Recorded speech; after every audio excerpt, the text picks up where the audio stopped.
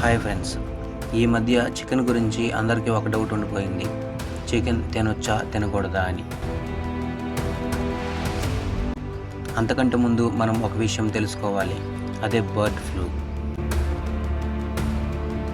పక్షుల ప్రాణాలు తీసే వైరస్.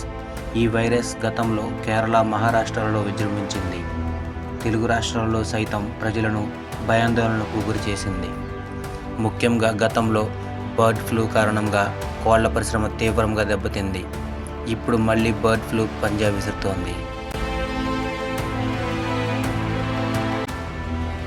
ఆంధ్రప్రదేశ్ రాష్ట్రంలో ఇప్పుడు బర్డ్ ఫ్లూ కలకలం రేపింది.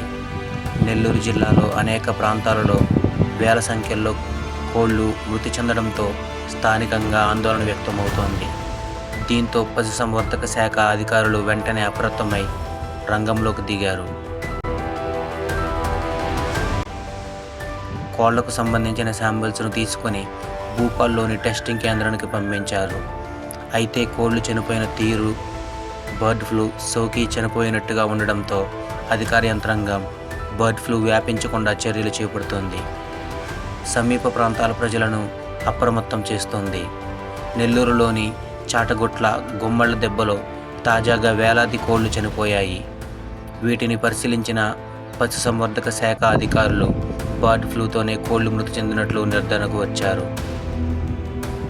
చనిపోయిన కోళ్ల నుండి శాంపిల్స్ సేకరించి పరీక్షల కోసం పంపించారు. అలాగే చనిపోయిన కోళ్లను పాతిపెట్టారు. ఈ క్రమంలో కోళ్లు మృతి చెందిన ప్రాంతానికి 10 కిలోమీటర్ల పరిధిలోని ప్రాంతాల్లో 3 రోజుల పాటు చికెన్ షాపులు మూసివేయాలని ఆదేశాలు జారీ చేశారు. అలాగే 1 కిలోమీటర్ పరిధిలోని ప్రాంతాల్లో చికెన్ షాపులు 3 నెలల పాటు మూసివేయాలని కూడా కలెక్టర్ ఆదేశాలు జారీ చేశారు. ఎక్కడైనా కోళ్ల ఫారంలో కోళ్లు చనిపోతే పశుసంవర్ధక శాఖ అధికారులకు సమాచారం అందించాలని, చనిపోయిన కోళ్లను భూమిలో పాతిపెట్టాలని సూచించారు. అధికార యంత్రాంగం అప్రమత్తంగా ఉండాలని, బర్డ్ ఫ్లూపై ప్రజల్లో అవగాహన కల్పించాలని నిర్దేశించారు. బర్డ్ ఫ్లూ తెలుగు రాష్ట్రాల్లో కూడా విస్తరిస్తున్న వార్తల నేపథ్యంలో స్థానిక ప్రజలు చికెన్ తినాలి అంటేనే భయపడుతున్నారు.